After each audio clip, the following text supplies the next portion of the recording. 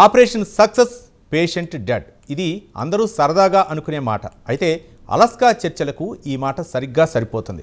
అలస్కాలో జరిగిన చర్చల పట్ల అటు అమెరికా అధ్యక్షుడు డొనాల్డ్ ట్రంప్, ఇటు రష్యా అధినేత పుతిన్ సంతృప్తి వ్యక్తం చేశారు. అయితే 3 ఏళ్లుగా కొనసాగుతున్న రష్యా ఉక్రెయిన్ యుద్ధానికి మాత్రం ఎండ్ కార్డ్ పడలేదు. అది అసలు ట్విస్ట్.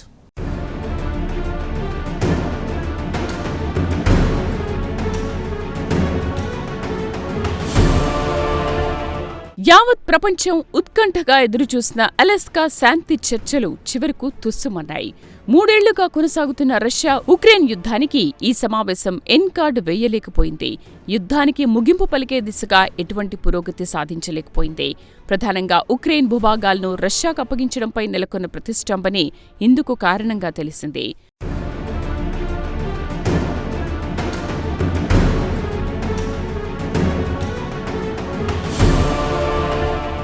అలస్కా సమావేశం ముగిసిన తర్వాత ఇందుకు సంబంధించి అంతర్జాతీయ మీడియాలో అనేక కథనాలొచ్చాయి. ఈ కథనాల ప్రకారం యుద్ధం ముగించాలంటే తూర్పున ఉన్న డొనెట్స్క్ ప్రాంతం నుంచి ఉక్రెయిన్ సేనలు పూర్తిగా వైదొలగాలని అలస్కా సమావేశంలో రష్యా అధినేత పుతిన్ డిమాండ్ చేసినట్లుగా సమాచారం. అలస్కా సమావేశం తర్వాత ఉక్రెయిన్ అధ్యక్షుడు జెలెన్స్కీ అలాగే యూరోపియన్ నేతలతో డొనాల్డ్ ట్రంప్ ఫోన్లో మాట్లాడారు. ఈ సందర్భంగా వారికి పుతిన్ చేసిన డిమాండ్ను ట్రంప్ తెలియజేశారు. అయితే డొనెట్స్క్ ప్రాంతం నుంచి ఉక్రెయిన్ సేనలు వైదొలగాలన్న ప్రతిపాదనను జెలెన్స్కీ తిరస్కరించారట.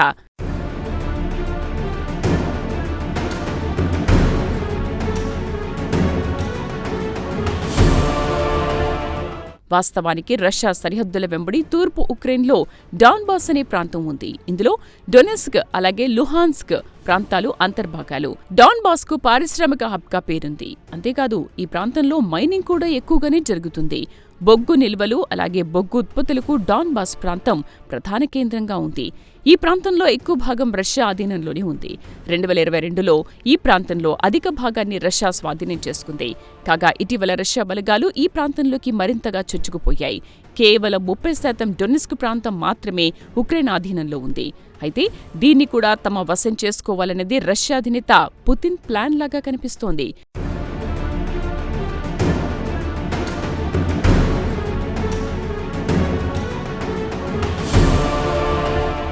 3 ఏళ్లుగా కొనసాగుతున్న రష్యా ఉక్రెయిన్ యుద్ధానికి ముగింపు పలికే ఉద్దేశ్యంతో ఈ నెల 15 అమెరికాలో అలస్కాలో డొనాల్డ్ ట్రంప్, వ్లాదిమిర్ పుతిన్ సమావేశమయ్యారు. అయితే అలస్కా వేదికగా ఎటువంటి ఒప్పందం కుదరలేదు. అయినప్పటికీ చర్చలు సానుకూలంగానే జరిగాయని ఇద్దరు నేతలు పేర్కొనడం విశేషం. కాగా రష్యా ఉక్రెయిన్ దేశాలు నేరుగా ఒప్పందం కుదుర్చుకుంటేనే యుద్ధం సమస్య పరిష్కారం అవుతుందని డొనాల్డ్ ట్రంప్ భావిస్తున్నారు.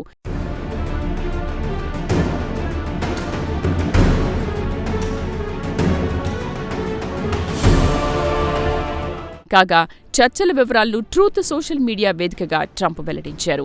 అలస్కా సమావేశం జరిగిన రోజును విజయవంతమైన రోజుగా ఆయన పేర్కొన్నారు. రష్యా అధినేత పుతిన్తో సమావేశం బాగా జరిగినట్టు ట్రంప్ వెల్లడించారు. నేరుగా శాంతి ఒప్పందానికి వెళ్లడమే మేలు అనే అభిప్రాయానికి తానొచ్చినట్లు అమెరికా అధ్యక్షుడు ట్రంప్ వెల్లడించారు. ఇదిలా ఉంటే అలస్కాలో సమావేశం తర్వాత తిరుగు ప్రయాణంలో జెలెన్స్కీతో ట్రంప్ మాట్లాడారు. చర్చల్లో యూరోపియన్ దేశాల అధినేతలను కూడా భాగస్వాములు చేయాల్సిన అవసరం ఉందని జెలెన్స్కీ తనతో చెప్పినట్లు ట్రంప్ వెల్లడించారు. ఈ నేపథ్యంలో ఈ నెల 18న జెలెన్స్కీతో డొనాల్డ్ ట్రంప్ సమావేశం కానున్నారు.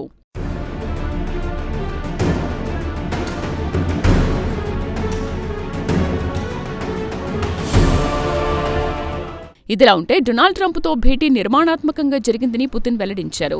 యుద్ధం ముగించాలన్న చిత్తశుద్ధితో తాను ఉన్నానన్నారు. తన నిజాయితీపై ఎవరికీ అనుమానాలు ఉండాల్సిన అవసరం లేదన్నారు పుతిన్. త్రైపాక్షిక సమావేశానికి కూడా తాను వ్యతిరేకం కానని పుతిన్ వివరణ ఇచ్చారు. కాగా యుద్ధానికి సంబంధించి తదుపరి సమావేశం కోసం మాస్కోకు రావాల్సిందిగా డొనాల్డ్ ట్రంప్ను పుతిన్ ఆహ్వానించారు.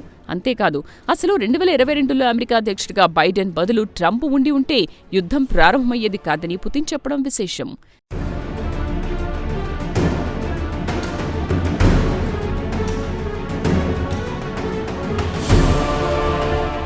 కాగా కీలకమైన అలస్కా భేటీ ముగిసిన తర్వాత ట్రంప్, పుతిన్ మీడియాతో సంయుక్తంగా మాట్లాడతారని అందరూ భావించారు.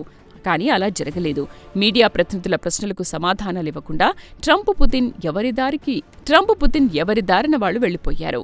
ఏదేమైనా యుద్ధాన్ని ముగించే దిశగా అలస్కా సమావేశం అడుగులు వేయకపోవడం శాంతి ప్రియులకు నిరాశ మిగిల్చింది.